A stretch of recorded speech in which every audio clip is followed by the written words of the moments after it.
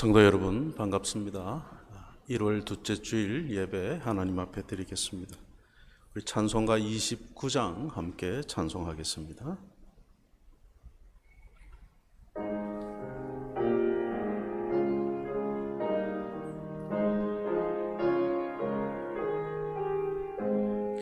성도여 다 함께 할렐루야 주 찬양하여라 할렐루야 주 보좌 앞에서 택하신 은혜를 다 찬송하여라 할렐루야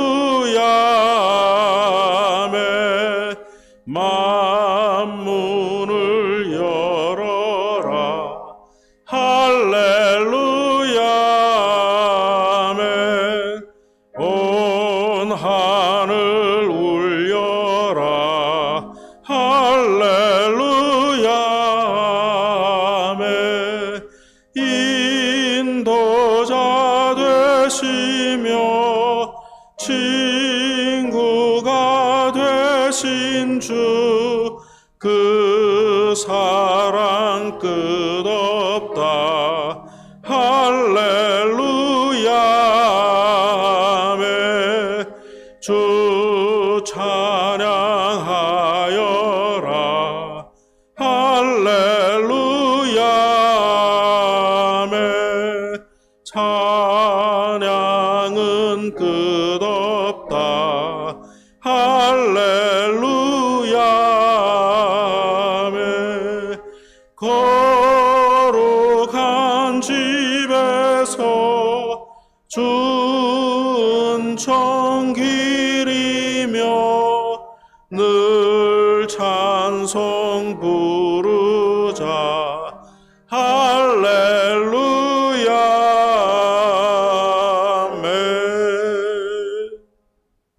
신앙 고백 드리겠습니다. 전능하사 천지를 만드신 하나님 아버지를 내가 믿사오며 그 외아들 우리 주 예수 그리스도를 믿사오니 이는 성령으로 잉태하사 동정녀 마리아에게 나시고 본디오 빌라도에게 고난을 받으사 십자가에 못 박혀 죽으시고 장사한 지 사흘 만에 죽은 자 가운데서 다시 살아나시며 하늘에 오르사 전능하신 하나님 우편에 앉아 계시다가 저리로서 산자와 죽은 자를 심판하러 오시리라. 성령을 믿사오며 거룩한 공회와 성도가 서로 교통하는 것과 죄를 사하여 주시는 것과 몸이 다시 사는 것과 영원히 사는 것을 믿사옵나이다. 아멘. 성시교독 제43번 시편 99편을 함께 읽겠습니다. 여호와께서 다스리시니 만민이 떨 것이요 여호와께서 그룹 사이에 좌정하시니 땅이 흔들릴 것이로다. 시온에 계시는 여호와는 위대하시고 모든 민족보다 높으시도다. 주의 크고 두려운 이름을 찬송할지니 그는 거룩하심이로다. 능력 있는 왕은 정의를 사랑하느니라. 주께서 공의를 견고하게 세우시고 주께서 야곱에게 정의와 공의를 행하시나이다. 너희는 여호와 우리 하나님을 높여 그의 발등상 앞에서 경배할지어다. 그는 거룩하시도다. 그의 제사들 중에는 모세와 아론이 있고 그의 이름을 부르는 자들 중에는 사무엘이 있도다. 그들이 여호와께 간구함에 응답하셨도다. 여호와께서 구름 기둥 가운데서 그들에게 말씀하시니 그들은 그가 그들에게 주신 증거와 율례를 지켰도다.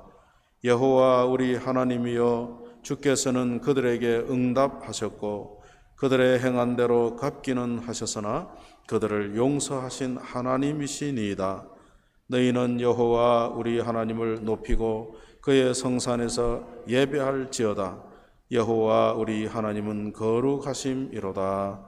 아멘. 이 시간에 곽 장로님 기도 인도하시겠습니다.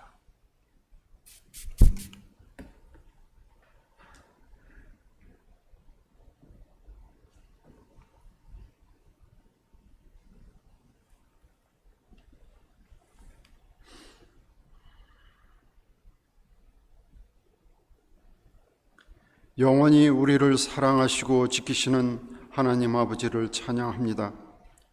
거룩한 주의 날 주의 전에 나와 예배하게 하시니 감사드립니다. 영상으로도 하나님께 예배드리는 성도들에게 하나님의 사랑을 체험하며 감사하는 마음의 시간이 되기를 원합니다.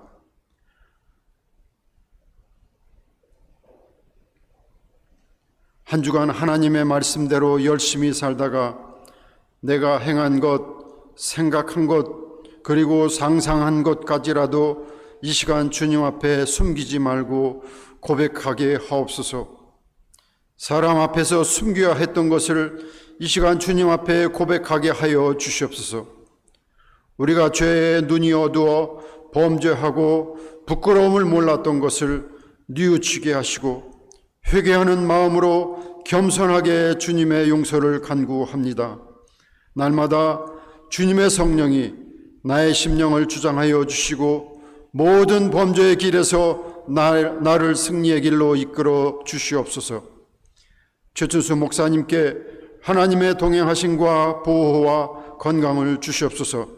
오늘 주시는 말씀 속에서 듣는 중에 감동과 깨달음을 주시고 주님은 우리들의 생명 속에 주님의 영을 불어넣으사 우리의 마음으로 하여금 주님을 찾게 하셨고 주님을 사랑하게 하셨고 주님 안에서 안식과 평안을 누리며 그리스도를 섬기는 하나님의 자녀로서 하나님을 기쁘시게 하고 이웃에게도 칭찬을 받는 저희들이 되게 하시니 감사합니다. 화평과 덕을 세우는 우리의 삶이 되기를 원합니다. 감사와 은혜를 깨닫게 해 주시옵소서. 전염병의 어려운 상황 속에서 주님의 자녀들 사업이 경제적으로 힘들어합니다. 하나님께서 지켜주시고 우리 모두에게 지혜를 주셔서 각자 처한 곳과 사업터에서 이 모든 어려움을 이기고 극복하게 하여 주시옵소서. 어려움을 기회로 여겨 잘 극복해 나갈 수 있도록 인도하여 주시옵소서. 대한민국과 브라질을 위해 기도합니다. 위정자들에게 하나님을 두려워하고 교회와 주님의 자녀들을 코로나로 인해 핍박하지 못하게 하나님 아버지 지켜주시옵소서. 사랑의 하나님, 우리 교회를 위하여 기도드립니다. 코로나 전염병으로 어려운 시기를 지나고 있습니다. 마음으로는 모두 다 주님 전에 모여 예배를 드리고 함께 식사하며 성도의 교제를 원하지만 그렇지 못한 상황 속에 있는 우리 모두와 특별히 연로하신 우리 부모님들을 보호해 주시기를 원합니다. 우리 젊은이들과 청소년들에게 믿음을 더하여 주시고 사회에서도 열심을 다하여 각자 하는 일에 최선을 다하고 책임을 다하는 인정받는 저들이 되게 하여 주시옵소서. 저희들로 하여금 우리 교회가 진실로 주의 성령이 역사하는 교회, 말씀이 충만한 교회, 믿음이 충만한 교회, 하나님을 찬양하고 교우들 사이에서 참사랑이 넘치는 교회, 진실로 하나님의 은혜와 진리가 충만한 교회가 되게 하옵소서. 아이들은 말씀으로 잘 양육되며 목사님을 통해 들려지는 하나님의 말씀이 온 성도의 개인과 가정 속에 뿌리 내리는 놀라운 은총의 교회가 되게 하옵소서. 예수님의 이름으로 기도드립니다. 아멘.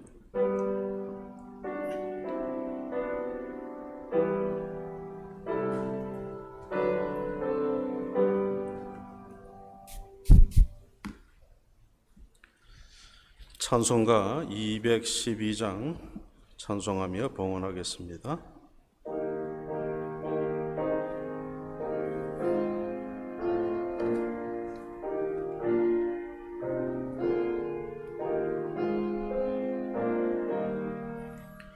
겸손히 주를 섬길 때 괴로우니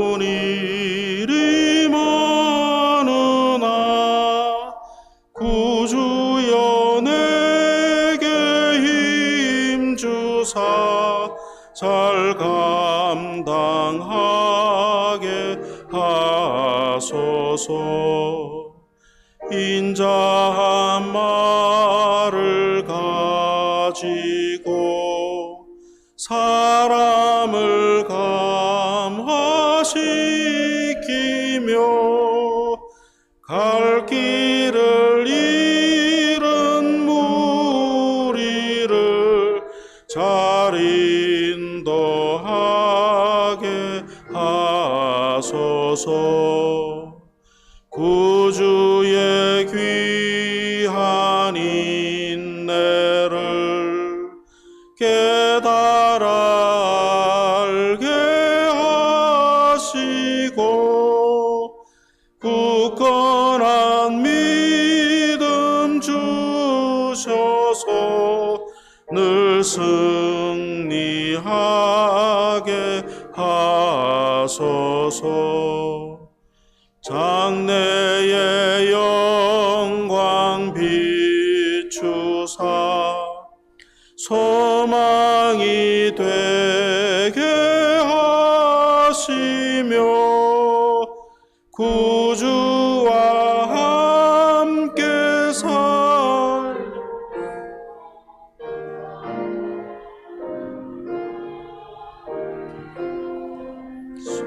살소서. 아멘.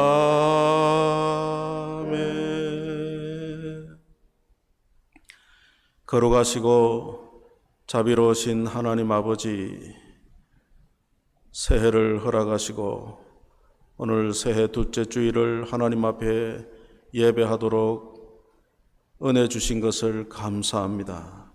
혼란 중에라도 하나님께 예배하는 영광과 기쁨을 주셔서 너무너무 감사합니다. 이 자리에 나와 예배하든지 또는 가정에서 영상으로 예배하든지 하나님의 은혜에 감사하는 마음으로 예배하고 있습니다. 우리의 마음을 아시는 주님, 우리의 마음을 받으실 뿐만 아니라 또한 우리의 드리는 예물도 받아 주옵소서. 경제적으로 어려운 상황이 계속되고 있지만은 하나님께서 지금까지 우리를 먹이시고 입히셨사오니 앞으로도 그와 같은 은혜를 계속 베풀어 주실 줄 믿고 감사합니다. 경제적인 어려움 속에 처해 있는 성도들에게는 하나님의 놀라운 공급하심이 넘치게 하옵소서. 육신적으로 연약하여 고통 중에 있는 성도들도 있습니다. 하나님의 은혜로 건강을 회복하도록 도와주시옵소서. 오늘도 주님께서 허락하신 말씀을 우리가 함께 들으면서 하나님의 뜻을 깨닫고 순종하기를 원하오니 주의 말씀에 은혜를 베풀어 주옵소서. 부족한 목사에게 신령한 은사를 더하셔서 하나님 말씀을 잘 전달하도록 도와주시기를 바라옵고 예수님의 이름으로 기도하옵나이다. 아멘. 하나님 말씀은 로마서 14장 13절 한 절을 제가 읽겠습니다. 로마서 14장 13절. 그런즉 우리가 다시는 서로 비판하지 말고 도리어 부딪힐 것이나 거칠 것을 형제 앞에 두지 아니하도록 주의하라. 아멘. 우리 지난 새해 첫 주일에 우리 성도의 삶의 목적과 가치는 하나님을 기쁘시게 하고 형제를 유익하게 하는 데 있다는 말씀을 드렸습니다. 하나님께서 우리를 사랑하셨기에 우리가 구원을 받았습니다. 그러기에 우리도 하나님을 사랑하고 형제를 사랑하는 것은 우리의 마땅한 도리이다 하는 말씀을 드렸습니다. 오늘 본문 로마서 14장에는 특별히 형제를 사랑하는 실제적인 원리를 우리에게 말씀하고 있습니다. 그 원리를 오늘 설교의 제목과 같이 이해와 용납의 원리, 관용의 원리라 그렇게 제목을 정했습니다. 여러분, 우리가 경험하는 대로 교회 안에는 서로 다른 배경이나 관습이나 지식이나 또는 성품과 기질이나 또는 믿음의 분량의 차이들이 있기 때문에 다양한 성도들이 모여 있죠. 바울 당시 로마 교회도 그랬습니다.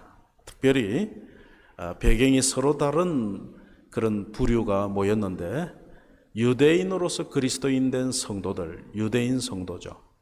그리고 유대인 외에 이방인으로서 다른 나라 민족 사람으로서 그리스도인 된 예수님을 믿게 된 성도, 이방인 성도라 그렇게 부릅니다.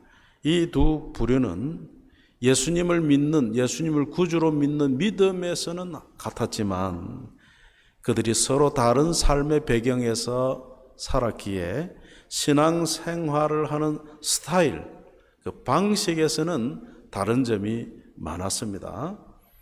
유대인 성도들은 그들의 유대적 관습을 따라서 절기를 지키고 조상들로부터 지켜온 절기를 지켰고 또 율법에 명시되어 있는 음식을 가리는 그런 사람들이었죠. 특히 당시 로마 지역이나 이런 이방 지역에서는 신전 제물, 우상에게 드려졌던 제물들, 육고기들이 또는 포도주들이 시장에 흘러나왔기 때문에 유대인 성도들은 결코 그것을 먹지 않았죠. 그런데 그들이 그것을 먹지 않은 것이 잘못된 것이 아니죠. 그들은 내려오는 신앙적 태도를 지킨 것입니다. 그런데 음식이나 절기에 대하여 별 거리낌이 없는 이방인 성도들이 볼 때는 유대인 성도들이 주님이 주신 자유를 누리지 못하고 율법에 매여 있는 것 같은 사람들로 보일 수가 있었죠. 반대로 유대인 성도들은 또 이방인 성도들을 볼 때에 음식도 가리지 않고 포도주도 함부로 마시고 그래서 경건치 못한 자들로 보였던 것이죠. 그러다 보니까 서로를 비난하고 정죄하는 데까지 나가게 된 것입니다. 하나가 되고 화목해야 될 교회가 이런 문제로 다툼이 생기니까 얼마나 안타깝겠습니까? 그런 소문이 바울에게 들려왔고 바울은 로마서를 서신서를 보내면서 그 부분에 해당되는 문제를 이제 다루고 있는 것입니다. 그래서 오늘 본문에 보면 교회가 화목하고 하나 되기 위한 원리를 말씀하고 있죠. 여러분, 믿음의 본질의 문제가 아닌 신앙 양심의 문제를 가지고 서로 정죄하거나 그렇게 해서 교회를 다툼의 자리로 만드는 것을 하지 말라. 지금 사도 바울이 그렇게 권하고 있죠. 그래서 그런 문제는 서로 존중하고 이해되어야 될 문제다. 그런 말씀을 하고 있는 것입니다. 여러분, 우리가 경험하다시피 교회 안에는 어떤 문제가 일어날 때 가만히 들여다보면 큰 문제로 이렇게 시작되는 게 아니고 아주 사소한 작은 문제가 큰 문제로 발전하는 그런 경우를 많이 보지 않습니까? 그래서 그 의견 차이가 아주 작은 것에 시작했는데 감정 싸움이 돼가지고 점점 서로를 미워하는 단계로 가서 이게 교회에 큰 분란을 일으키는 일들이 들어 있거든요. 그 의견 차이라는 것도 교리적이거나 윤리적인 문제보다는 문화적인 또는 간섭적인 어떤 전통적인 것일 때가 많다 하는 것을 우리가 알 수 있습니다. 그래서 여러분, 우리가 교회 생활을 하면서 먼저 꼭 기억해야 될 것은 교회를 이루고 있는 구성원들, 교인들이 서로 다를 수 있다는 것을 인정하는 겁니다. 이해를 해야 돼. 우리가 다 똑같아 이렇게 생각하면 안 됩니다. 믿음의 본질과 고백에서는 똑같은 믿음과 고백을 가지고 있지만은 여러 가지 다른 점들이 있다는 걸 이해하고 우리가 교회 생활을 해야 합니다. 여러분, 나라마다 인사법이 다른 거 아시죠? 저는 지금도 이렇게 브라질 사람들이 서로 볼을 이렇게 뭐라고 해야 됩니까? 이걸 맞대는 걸 잘 못해요. 굉장히 거부감이 와요. 아프리카에 가면요, 어른이 머리를 숙이면 애가 어른의 머리를 쓰다듬는 게 인사인 나라도 있대. 그런 부족도 있답니다. 제 선배 한 분이, 선배 목사가 아프리카에 선교사로 갔던 경험을 하는 이야기를 제가 직접 들었습니다. 아프리카 어느 공항에 내렸는데 그 아프리카의 사람들이 막 주먹을 쥐고 막 이렇게 하더랍니다. 한국 사람들의 입장에서 이게 뭡니까? 너 죽는다 이제 이런 거 아닙니까? 그래서 덜컥 마음이 내려앉으면서 야, 내가 이제 선교도 하기 전에 죽겠구나 그런 생각을 했답니다.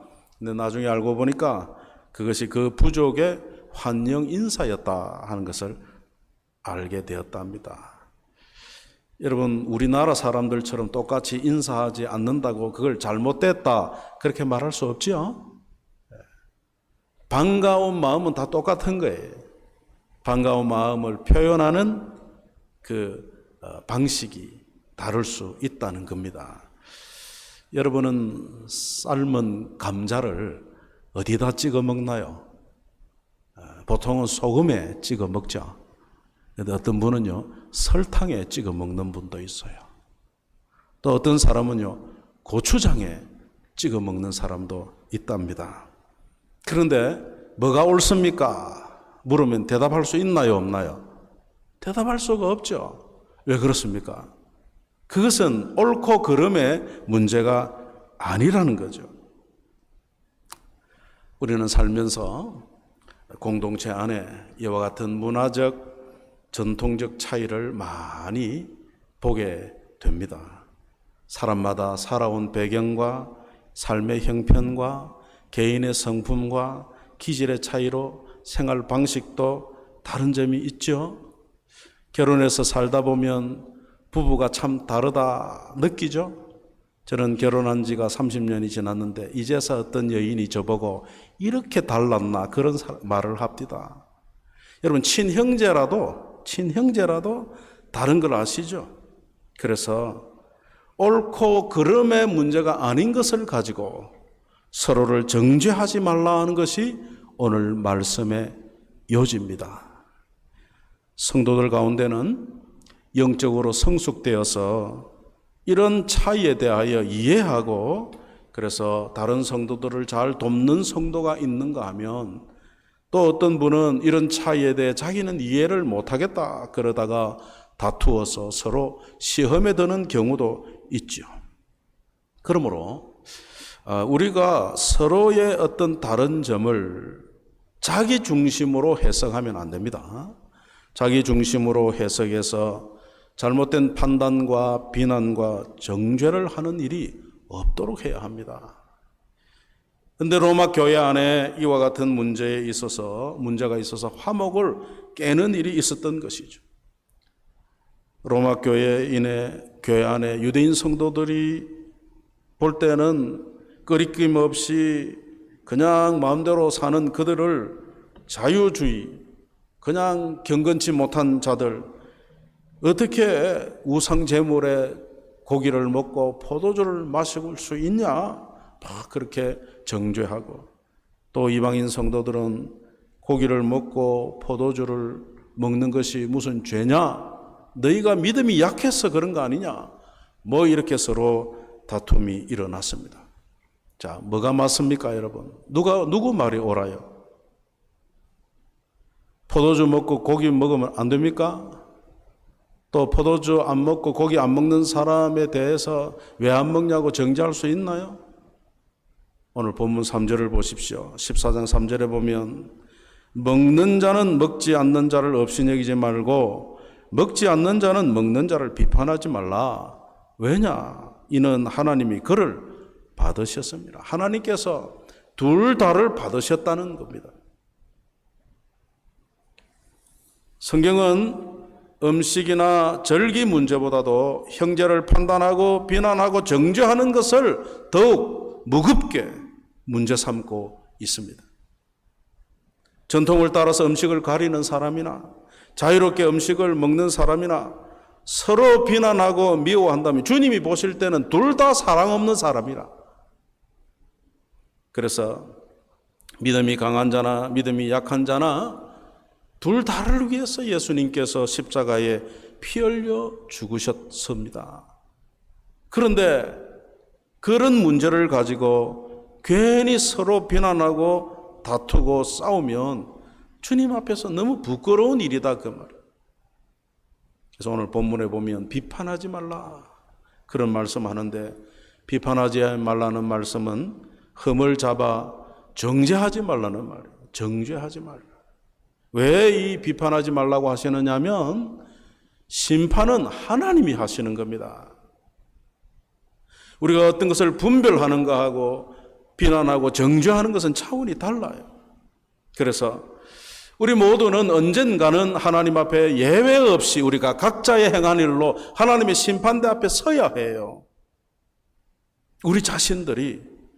그러면 지금 우리에게 중요한 것은 누가 잘했나 못했나 남을 탓하기 전에 내 자신이 하나님 앞에 설 때에 내가 하나님 앞에 부끄러움이 없는 사람인가, 나를 먼저 돌아보는 것이 중요하죠. 그래서 여러분, 교회 안에 이런 문화적 차이로 생기는 문제가 있다면 두 가지 방향으로 자기를 들여다봐야 돼요. 첫째는 내가 하는 이 것이 하나님께 영광이 되겠는가? 이것을 살펴보아야 합니다. 그리고 또 한 가지는 이것이 형제에게 덕이 되고 유익이 되겠는가를 생각해 보아야 합니다. 그래서 우리가 서로 다른 점이 있다 할지라도 먼저 주님을 기쁘시게 하기 위해서 다른 점을 보고 다투기보다는 이해하고 용납하고 사랑해야 한단 말이에요. 왜 그래요? 그것을 주님이 기뻐하신다 그 말이에요. 따져서 그거보다도 용납하고 이해하는 것을 주님이 기뻐하신다. 그럼 첫째로 우리가 할 일이 뭡니까? 주님을 기쁘시게 하기 위해서라도 정죄하는 것을 하지 말아야 된다.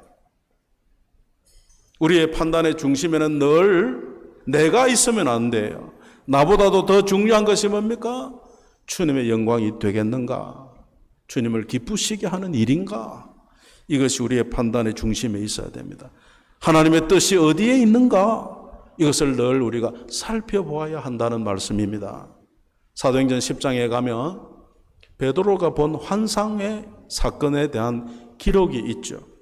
하나님께서 유대인 베드로에게 이방인도 구원하시는 하나님이라는 것을 알게 하시려고 환상 가운데 먹지 못할 음식을 내려줘서 먹으라. 그러니까 베드로가 뭐라고 말합니까? 그럴 수 없습니다. 저는 이렇게 더러운 음식, 속된 것을 먹은 적이 없습니다. 내가 결코 먹지 않겠습니다 하고 하나님께서 먹으라 그러는데 베드로가 못 먹겠습니다. 그렇게 나왔거든요. 그때 하나님께서 내가 깨끗하게 한 것을 네가 속되다 하느냐, 그렇게 말씀합니다. 여러분, 유대인들은, 이방인들은 구원받을 자격이 없는 사람들로 취급했단 말이에요. 그런데 하나님은 유대인뿐만 아니라 이방인들도 구원하시는 하나님 되신 것을 나타내시려고 그렇게 하셨다. 근데 지금 베드로는 그 하나님의 뜻보다도 자기의 전통을 더 내세우고 있다 그 말이죠. 그러면 안 된다 하는 이야기를 하시는 것입니다. 로마서 3장 28절에 보면 그러므로 사람이 의롭다 하심을 얻는 것은 율법의 행위에 있지 않고 믿음으로 되는 줄 우리가 인정하노라. 사도 바울은요, 구원 얻는 도리, 믿음으로 구원 얻는 도리와 같은 이런 본질적인 우리의 믿음의 내용에 있어서는 조금도 타협하거나 양보하지 않아요. 그러나 비본질적이고 문화적이고 관습적인 문제에 대해서는 서로 이해와 용납과 배려하라고 지금 권면하고 있는 것입니다. 바울이 지금 유대인 성도가 맞다, 이방인 성도가 맞다 그런 말을 하는 거 아니죠? 바울은 오늘 본문에서 믿음이 강한 자, 믿음이 약한 자 이런 표현을 씁니다. 누가 옳다 그러다를 말하는 것이 아니고, 이것은 무슨 이야기입니까? 지금 이 문제는 이해의 차이로 오는 문제다 그 말이죠. 그래서 진리의 문제가 아닌 것 때문에 교회가 갈등에 휩싸이고 다툼에 빠지는 것은 어리석은 일이라 그 말이죠. 여러분, 교회 안에 이런 문제가 있을 때는 믿음이 강한 자가 믿음이 약한 자를 이해하고 믿음의 약한 자의 그 믿음을 보호하는 방향으로 나가야 됩니다. 그렇지 않으면 믿음이 약한 자는 시험에 들어서 믿음을 떠날 수가 있어요. 실족한단 말이에요. 그래서 믿음의 본질적인 문제, 교리적인 문제는 양보할 수 없지만은 우리가 교회의 어떤 문화적, 전통적, 관습적인 것에서는 양보해주고 그가 거기에 참 동의되고 마음이 하나 될 때까지 기다려주는 이런 배려가 필요하다고 지금 말씀하고 있는 것입니다. 우리가 예수님을 나의 구주로 믿고 참 구원을 받았다고 하는 것은 내 어떤 사적인 욕심을 위해 사는 것이 아니고 하나님의 영광을 위하여 사는 목적이라는 것을 우리가 다 알죠. 그래서 이 목적을 분명히 해야 되는데 교회 안의 성도들 가만히 이렇게 볼 때 어떤 분들은 이런 목적을 분명하게 하지 않고 자기의 어떤 이익의 욕심을 따라 신앙생활을 하는 수가 있어요. 그런 것을 볼 때는 참 안타까운 겁니다. 하나님께서 우리를 부르신 것은 내 마음의 소원을 이루라고 우리를 부르신 게 아니고 죄인된 나를 구원하셔서 하나님의 영광을 위하고 또 함께 된 형제들을 유익하게 하는 축복의 통로로 나를 부르신 거거든요. 그래서 우리 한인교회 모든 성도들은 하나님이 나를 구원하신 이 구원의 목적을 분명히 하면서 신앙생활을 해야 합니다. 그래서 믿음의 식구가 된 다른 성도들의 마음을 상하게 하거나 시험에 들게 하거나 넘어지게 해서는 안 됩니다. 오늘 13절 핵심적인 본문을 다시 한번 보면 그런즉 우리가 다시는 서로 비판하지 말고 도리어 부딪힐 것이나 거칠 것을 형제 앞에 두지 아니하도록 주의하라. 교회 안에 연약하고 좀 성숙되지 못한 성도가 있죠. 다 나와 같지 않습니다. 또 내가 아직 덜 된 사람일 수도 있잖아요. 그래서 이런 우리를 위해 예수님께서 십자가에 죽으시고 우리의 구주가 되셨으니까 우리는 주님 안에서 한 형제라고 말이에요. 그래서 예수님께서 연약한 성도들을 사랑하십니다. 그러면 예수님이 사랑하는 그 성도를 내가 미워해서는 될 일이 아니죠. 주님처럼 용납하고 이해하고 그의 믿음이 자라도록 도와주는 것이 믿음이 먼저 된 강한 자의 할 일입니다. 내 동생이 문제가 있다고 합시다. 내 동생이 문제아라고 해요. 그래서 그를 싫어하고 의심여기고 미워할 수 있죠. 그러나 그 문제의 동생이 바로 나의 어머니 아버지의 사랑하는 자식이야. 여러분, 가끔 문제가 있는 자식을 놓고 부모가 인연을 끊자 그런 말 하잖아요. 그러나 여러분, 이 관계라는 것이 그렇게 부정될 수 없잖아요. 그래서 이런 것도 모르고 그냥 부모 앞에서 동생을 미워하고 욕하면 그건 부모에게 불효하는 거예요. 부모에게. 그래서 우리가 교회 안에서 이런 것을 생각하고 주님을 기쁘시게 하기 위해서라도 우리가 연약한 형제들을 정죄하기보다는 잘 도와서 함께 믿음의 성숙된 길로 갈 수 있도록 애써야 한다는 거예요. 여러분, 우리 한인교회가 성경적이고 건강하고 좋은 교회가 되려면 각자가 우리 성도 한 사람 한 사람이 덕을 끼치는 삶을 살아야 하고 또 나 혼자 사는 게 아니고 함께 우리가 식구된 형제로서 서로를 위해 기도해주고 이끌어주고 도와주고 해서 함께 가야 되는 거죠. 우리가 어떤 사람은 믿음이 좋다 그런 말 하잖아요. 믿음이 좋다는 말이 뭡니까 여러분? 믿음이 좋다는 것은 무엇을 의미하는 것입니까? 믿음이 좋다는 말은 하나님의 말씀을 나의 삶의 기준을 삼고 그 말씀을 따라 살면서 다른 사람을 믿음의 세계로 인도하는 그 사람을 두고 믿음이 좋다. 나만 잘 믿는다 해서 끝나지 않아요. 믿음이 좋다는 것은 하나님 말씀 안에서 바로 살 뿐만 아니라 나의 삶을 통하여 믿지 아니하는 자까지 하나님께로 이끌 수 있는 것, 이 믿음이 좋은 거예요. 막 교회 봉사를 열심히 하고 막 그냥 그런 게 아니고 성경의 기준은 그렇다고 말이죠. 믿음이 좋은 사람은 자기 생각과 말과 행동을 하나님의 말씀에 비추어 과감히 자기의 욕심을 버리고 변화와 성숙을 위한 그런 길로 가는 그 사람을 믿음이 좋다는 거야. 자기는 그저 그런데 자꾸 남을 탓하는 게 아니고 말씀을 자기에게 비추어 자기의 성숙을 위해 노력하는 사람이 믿음이 좋은 사람입니다. 내가 잘나서 사는 것이 아니고 내가 온전하지 못하고 부족해도 하나님의 은혜로 내가 살아가고 있다는 것을 깨닫고 하루하루 감사하며 사는 그 사람이 믿음 좋은 사람입니다. 특히 믿음이 좋다는 것은 뭐냐? 나는 하는데 당신은 왜 안 합니까?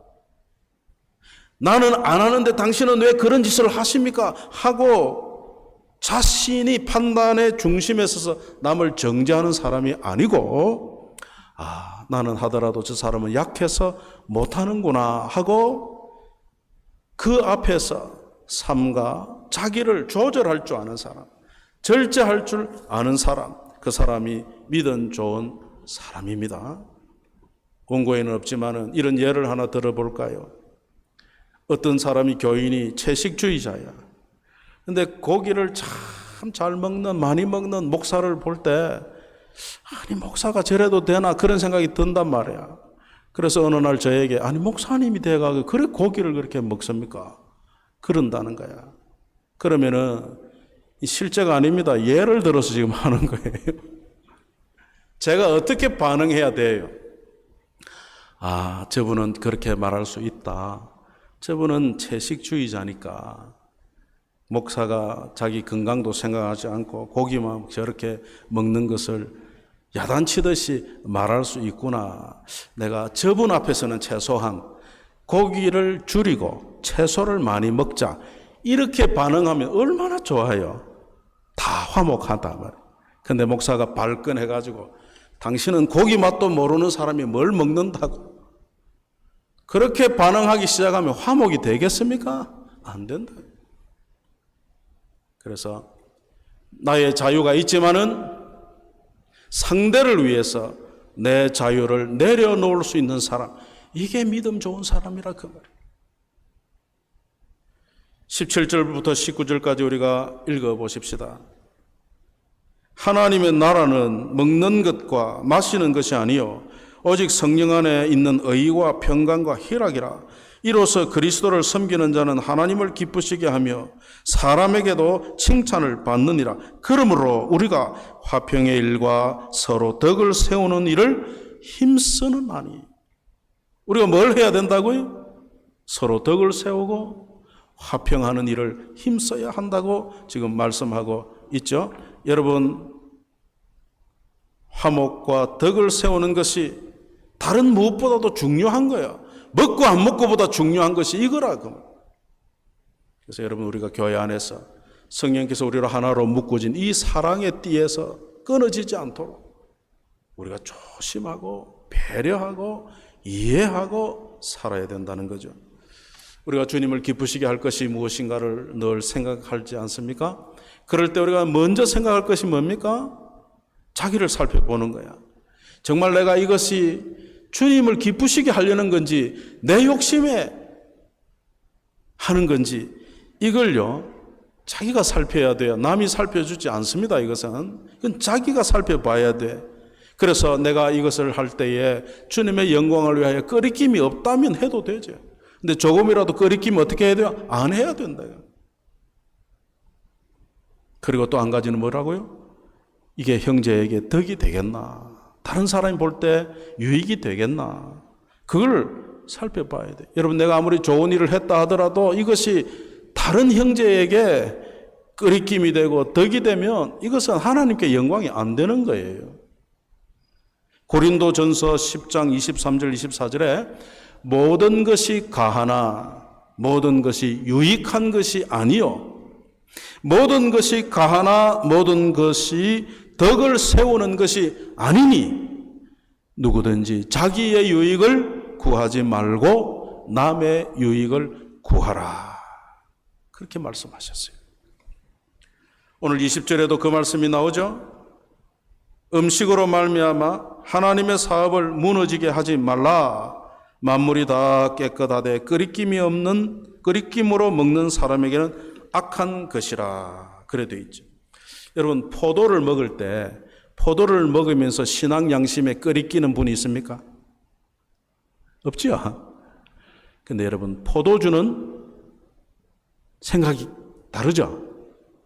뭐 포도주 한 잔 하는 정도야 뭐 문제가 없다 할지라도 포도주를 그냥 마셔서 취해가지고 헛소리를 하는 데까지 가면 그건 안 되는 거죠.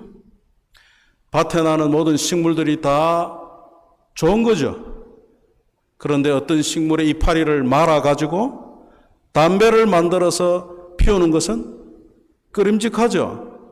이것이 하나님께 영광이 되겠는가? 형제에게 덕이 되고 유익이 되겠는가를 생각해 보면 답이 나옵니다. 어떤 분은 지금도 저에게 담배를 피지 말라는 말이 성경에 없는데 왜 그렇게, 여러분, 그건 수준의 문제죠. 우리가 뭘 할 때 하나님을 기쁘시게 하는 짓인지 성도들을, 다른 성도들을 유익하게 하는 것인지를 자기가 판단할 수 있어요. 그래서 우리가 이런 문제 때문에 서로 정죄하게 되고 이것은 교회 안에 유익하지 않다는 겁니다. 여러분, 교회 생활이라는 것이 얼마나 즐거운 건지 모릅니다. 여러분 한번 생각해 보세요. 우리가 예수님을 믿는데 교회 생활이 없다면 뭔가 하나 툭 빠져나간 느낌 아닙니까? 요즘 다 느끼시죠? 예. 저는 더 하잖아요. 매주일 전도회별로 성경 무복하면서 먹고 마시다가 툭 하나 빠져나가 지금 10개월째 못하고 있잖아요. 교회 생활이라고 하는 것은 하나님께서 우리에게 주신 즐거움이에요. 그런데 어떨 때는 이런 문제 때문에 교회 생활이 힘들어질 때가 있다.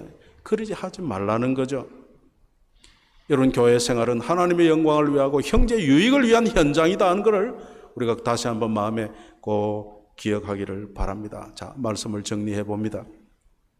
내게는 문제가 별로 없는 거라도 다른 성도에게 그것이 문제가 되는 거라면 내가 한 번 더 생각해 봐야 된다. 그 말씀이. 야, 목사님, 좋은데 뭘 그렇게 복잡하게 살아야 됩니까? 그런 분이 혹 있을지도 몰라. 근데 여러분, 우리가 좀 신경을 쓰이더라도 그렇게 살아야 나중에 오해가 돼서 오해를 푸는 거는요, 더 복잡합니다. 우리나라 속담에 참외밭에서 신발끈을 매지 마라, 그런 말이 있어요. 그래서 여러분, 우리가 신앙생활을 하면서 오해받을 만한 말과 행동을 삼가해야 합니다. 무엇이 주님의 영광이 되고 이웃의 덕이 되는지 그 동기와 목적을 생각하여 말하고 행동할 수 있는, 거기에 평화가 있습니다. 화목이 있습니다. 기쁨이 있습니다. 사랑이 있습니다. 하나님이 은혜와 복을 내려주십니다. 우리 성도는 야, 저 사람 똑똑하다, 그 말을 듣는 것보다는 참 저분이 마음이 넓어, 여러분, 이런 칭찬을 듣고 살아야 돼요. 저는 놀랍게도 저 목사는 속이 깊어, 이런 칭찬을 좀 받은 적이 있어요. 하도 먹으니까. 근데 여러분, 그걸 다르게 표현하면요, 속이 깊다는 말은 이해심이 많다는 말과도 같죠. 저는 그런 칭찬을 들으면 참 마음이 좋아요. 우리가 참, 우리 한인교회 성도들은 마음이 넓어. 이런 좀 칭찬이 필요하죠. 그래서 내가 믿음이 강하다, 그걸 뭘 보면 알 수 있느냐? 내게서 용서하는 말이 자주 나가고 인내가 자주 나가면 여러분은 스스로 내가 그래도 믿음이 좀 있구나 이 생각해도 돼요. 그건 교만이 아닙니다. 믿음이 강한 자에게서 나오는 것은 용서와 관용이거든요. 인내거든요. 우리가 이런 믿음이 강한 자로 성숙되어지면 좋겠습니다. 여러분, 우리 모두는 각자가 아닙니다. 물론 하나님 앞에서 각자의 믿음 생활이 필요하지만은 우리는 함께 손을 잡고 가야 하는 믿음의 공동체입니다. 근데 함께 손을 잡고 가려면 어떻게 해야 돼요? 보조를 맞춰야 돼요. 보조를. 여러분, 애가 이제 2-3살 됐어요. 막 일어나 걸었어요. 젊은 아빠들이 그 애 걷는 걸 얼마나 좋아합니까? 그래서 아빠들은 괜히 애를 데리고 밖에 나가죠. 공원 같은데 손을 잡고 걷잖아요. 그래서 주변에 우리 이래 보는 사람이 없나 이런 거 하면서. 그런데 여러분, 그 아빠가 애를 손잡고 걸을 때 아빠의 보폭을 맞춰요, 애의 보폭을 맞춰요? 모르는 말하죠. 어린 아이의 손을 잡은 아빠는 한없이 아이의 보폭에 보조를 맞추면서 늘 돌아보지 않아요? 우리가 성숙된 믿음의 소유자라면 이런 배려와 이런 사랑과 이런 관용을 가져야 합니다. 그래서 오늘 이 말씀을 우리가 들으면서 나로 인하여 다른 사람의 신앙 양심에 상처를 주는 일이 없도록 조심해야겠구나. 늘 이런 마음을 가지고 사는 저와 여러분 되기를 바랍니다. 하나님께서 우리에게 하나님의 영광을 위한 일이 무엇이고 형제를 유익하게 하는 일이 무엇인지를 알 수 있는, 그래서 삼가할 것과 양보할 것과 또는 끝까지 지켜 행할 것을 분별할 수 있는 분별력을 우리 모두에게 주시기를 축복합니다. 기도하겠습니다. 하나님 아버지, 감사합니다. 오늘 말씀을 통해서 형제를 유익하게 하는 삶이 무엇인지를 또 좀 배우게 하시니 감사합니다. 하나님께서 우리에게 지혜를 주셔서 우리 성도들이 함께 성숙되어가는 이런 아름다운 교회가 될 수 있도록 주의 은혜를 베풀어 주시기를 원하옵고 예수님의 이름으로 기도하옵나이다. 아멘. 우리 찬송가 1장을 함께 부르겠습니다.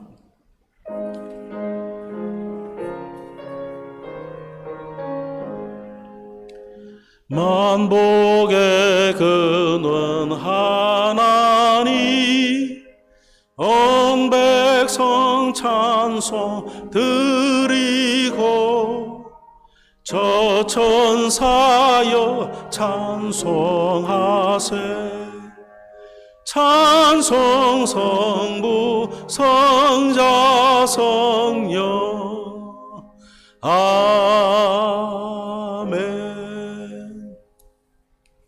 우리 주 예수 그리스도의 은혜와 하나님 아버지의 무한하신 사랑하심과 성령님의 교통하심이 주께서 사랑하시는 성도들의 가정 위에 이제로부터 영원토록 함께 있을지어다.